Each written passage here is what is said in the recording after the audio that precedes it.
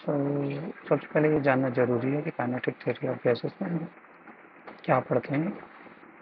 So kinetic theory of gases में सबसे पहले हम ये जानने की कोशिश करते हैं कि जो कि गैस है, गैस किस तरीके से अपने कंटेनर में, अगर गैस किसी कंटेनर में भरी हुई है तो उसमें किस तरीके से प्रेशर एक्सर्ट करती है, उसका टेम्परेचर क्या है, उसके मॉलिक्यूलर वेलोसिटी डिस्ट्रीब्यूशन कैसा है, यानी गैस के जो मॉलिक्यूल्स हैं वो कितनी वेलोसिटी, कितने मॉलिक्यूल्स की किस रेंज में है, ये सारी चीज़ें हम काइनेटिक थ्योरी ऑफ गैसेस में पढ़ते हैं। काइनेटिक थ्योरी ऑफ गैस शुरू करने से पहले हमें ये जानना जरूरी है कि जो है कि इसकी कौन सी सिद्धांत हैं, क्या इसकी पॉस्टुलेट्स हैं, क्या इसके एजम्पशंस हैं। सो पहला इसका एजम्पशन यह है कि गैस बहुत सारे नंबर्स में स्मॉल पार्टिकल से मिलकर बना होता है। कोई भी गैस है वो बहुत ही स्मॉल पार्टिकल से मिलकर बना होता है और जिनके नंबर्स बहुत ज़्यादा हैं। इन स्मॉल पार्टिकल्स को हम मॉलिक्यूल्स कहते हैं। और यह एक गैस के लिए, मॉलिक्यूल्स एक गैस के लिए एक जैसे होते हैं लेकिन दो डिफरेंट गैसेस के लिए अलग अलग होते हैं। फॉर एग्जांपल, अगर आप हाइड्रोजन गैस ले लें, नाइट्रोजन गैस ले लें, तो हाइड्रोजन गैस के मॉलिक्यूल एक जैसे होंगे, नाइट्रोजन गैस के मॉलिक्यूल्स एक जैसे होंगे, बट हाइड्रोजन गैस के मॉलिक्यूल और नाइट्रोजन गैस के मॉलिक्यूल अलग अलग होते हैं। Size of the molecule is very small. Molecules का साइज बहुत छोटा होता है in comparison to the distance between the molecules. In general molecule का जो साइज होता है वो एंगस्ट्रॉम्स में होता है।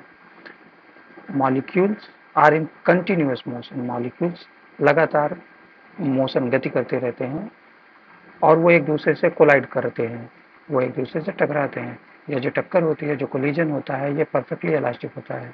इसका मतलब कि जब कोलिजन होता है तो कोलिजन से दो मॉलिक्यूल्स की जो टोटल एनर्जी होती है वो कंजर्व रहती है।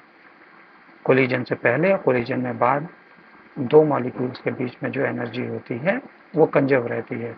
Time of collision is very small compare to time taken to travel free path length, right.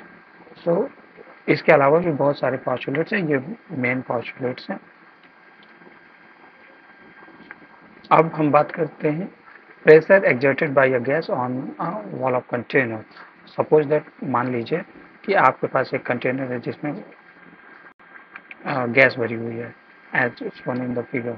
आप फिगर में देख सकते हैं कि हमने एक क्यूब लिया हुआ है जिसका साइड लेंथ एल है, राइट। एल अगर साइड लेंथ है तो इसकी जो है वॉल्यूम क्या हो जाएगा, एल क्यूब हो जाएगा, राइट। सो हम कंसिडर कर रहे हैं कि small M and small M is the mass of the molecule and N is the number of molecules. So अब हमें क्या देखना है, हमें निकालना है प्रेशर। आपको पता है कि प्रेशर इक्वल टू क्या होता है, force divided by area, right. बल बटे क्षेत्रफल। और फोर्स क्या होता है, force is the rate of change of momentum. Newton के सेकंड नियम से, सेकंड रूल से, rate of change of momentum is equal to force. So हमें प्रेशर निकालने के लिए क्या चाहिए, प्रेशर निकालने के लिए हमें rate of change of momentum चाहिए और एरिया तो हमें पता ही है, एल स्क्वायर। सो सबसे पहले हम बात करेंगे कि मोमेंटम क्या होगा। सो मान लीजिए हमारे पास गैस है, जो गैस है वो एक गैस मॉलिक्यूल एक्स एक्सिस की ओर मूव कर रहा है और एक्स एक्सिस में मूव करते हुए एक्स एक्सिस के अलॉन्ग जो वॉल है उसमें स्ट्राइक करता है, स्ट्राइक करके वो वापस आता है। तो इस जो एक इम्पैक्ट से मोमेंटम चेंज होता है वो कितना होगा, so initial final momentum minus initial momentum, ये हमारा जो क्या हो जाएगा, change in the momentum of a molecule.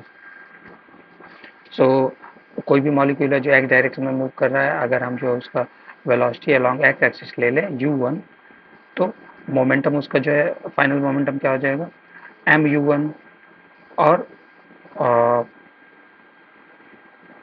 Initial momentum m minus mu1। तो अगर हम इनको सब्ट्रैक्ट कर देंगे तो हमारे पास मोमेंटम क्या हो जाएगा, 2 times mu1, right. So this is our change in the momentum of a molecule in one impact. So अब हमें क्या कैलकुलेट करना है, हमें कैलकुलेट करना है number of impacts in 1 second. So number of impacts in 1 second is equal to 1 divided by time taken in one impact. So time taken in one impact किस तरीके से कैलकुलेट कर सकते हैं कि एक मॉलिक्यूल है वो एक वॉल से दूसरी वॉल तक गया और दूसरी वॉल पर इम्पैक्ट करके फिर से पहली वॉल तक आता है. सो एक इम्पैक्ट में इतना टाइम उसे लग रहा है. सो टोटल ट्रेवल डिस्टेंस कितनी हो जाएगी 2l. So time taken in one impact क्या हो जाएगा 2l डिवाइडेड बाई u1.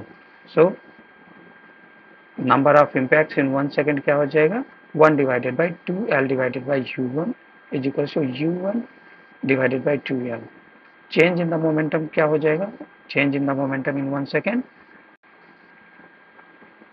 आपका क्या हो जाएगा, वन इम्पैक्ट में कितना मोमेंटम चेंज होता है और एक सेकंड में कितने इम्पैक्ट होते हैं, अगर इनको मल्टीप्लाई कर देंगे सो हमारा change in the momentum in 1 second आ जाएगा and that comes out to be mu1 square divided by 2l. Now we are able to calculate change in the momentum in 1 second. और ये जो change in the momentum है 1 second, इसी को हम क्या कहेंगे change in the momentum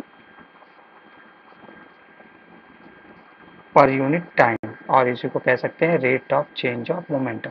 so force क्या होता है, force Fx is equals to rate of change of momentum divided by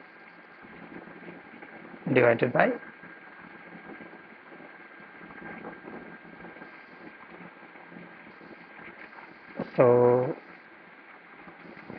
time. So यहाँ पर जो है हमने 1 सेकेंड टाइम कंसिडर किया. तो फोर्स हमारा क्या हो जाएगा, force due to n molecules m equal to u1 square plus u2 square plus u3 square plus un square divided by l. यहाँ पे हमारा u1 u2 u3 क्या है, these are the velocity of individual molecules along x direction. So pressure px along x direction क्या हो जाएगा mu1 square plus u2 square plus u3 square plus un square divided by area. Area क्या है हमारा l square. सो l into L क्या हो जाएगा l cube. इसी तरीके से अगर हम कैलकुलेट करेंगे pressure along y direction plus pressure along z direction, that is mv1 square plus v2 square plus v3 square plus vn square divided by l cube. And along z direction it comes out to be mw1 square plus w2 square plus w3 square plus wn square divided by l cube. v1 and w1 क्या है, these are the components of velocity along y and z direction. So the mean pressure क्या हो जाएगा, mean pressure is equal to p, mean pressure p is equal to px plus py plus pz divided by 3, and this comes out to be m c1 square plus c2 square plus cm square divided by 3l cube, where c अगर हम root mean square calculate कर लें, if we define c as a root mean square velocity, then pressure क्या आ जाएगा, mean pressure क्या हो जाएगा p is equal to mnc square divided by 3 into v, where v is the volume of the gas equal to l cube. So this is how we are able to calculate the pressure exerted by a gas on its container wall. So इसे आप जो है memorise रख सकते हैं. साथ में इस इक्वेशन से हम अलग अलग तरीके, जब बॉयल्स रूल, चार्ल्स रूल, इनको भी हम इस इक्वेशन से डिराइव कर सकते हैं. Right. Next is Maxwell's velocity distribution law. We are not going to derive this equation. हम यहाँ पे इस फॉर्मूले को ध्यान से देखेंगे.